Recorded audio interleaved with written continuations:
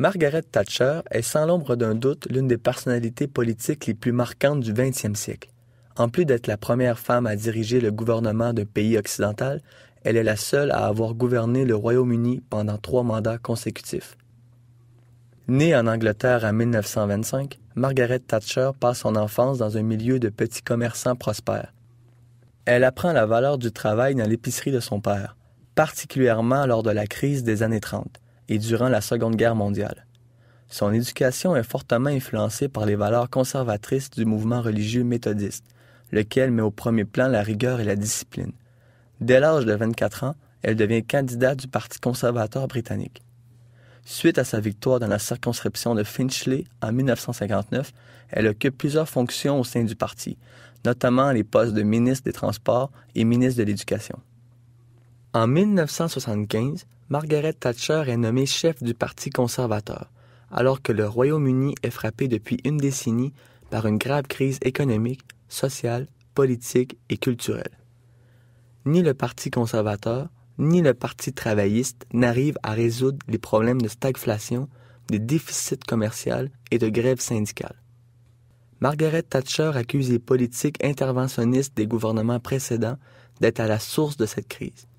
Grandement inspirée par les idées de Frédéric Hayek et de Milton Friedman, elle propose un modèle économique néolibéral qui consiste à encourager la liberté du marché. Pour y parvenir, Thatcher estime que l'État doit cesser d'intervenir dans l'économie et qu'il doit limiter son rôle à quelques fonctions essentielles. Par ailleurs, alors qu'elle est encore chef de l'opposition, Margaret Thatcher se fait rapidement remarquer sur la scène internationale par ses discours radicaux, anticommunistes qui lui vaudront le qualificatif de dame de fer. En 1979, le Parti conservateur est porté au pouvoir. Margaret Thatcher met alors en place ce que l'on appellera la révolution conservatrice. Afin de réduire les champs d'intervention de l'État, elle effectue plusieurs coupures dans les services sociaux et procède à la privatisation de plusieurs entreprises déficitaires, telles que British Steel et British Airways. Le désengagement de l'État dans l'économie ne signifie pas pour autant l'affaiblissement de l'autorité de l'État. En effet, 5 lois brisant le pouvoir syndical sont votées et la dame de fer reste inflexible aux revendications des chefs syndicaux, particulièrement lors de la célèbre grève des mineurs britanniques de 1984 et 1985. Elle demeure également intraitable devant la grève de la faim des prisonniers républicains irlandais, revendiquant le statut de réfugié politique. Elle déclare alors « Un crime est un crime, ce n'est pas politique ». Elle demeure inflexible et 10 prisonniers succombent de la faim. Au printemps de 1982, l'Argentine envahit les îles Malouines, un territoire d'outre-mer britannique.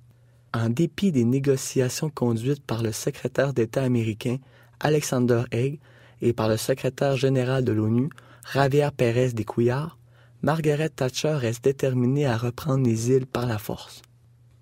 En plus de chasser les troupes militaires de l'Argentine, l'intervention militaire britannique contribue ainsi à la chute de la junte militaire et à la transition démocratique de l'Argentine.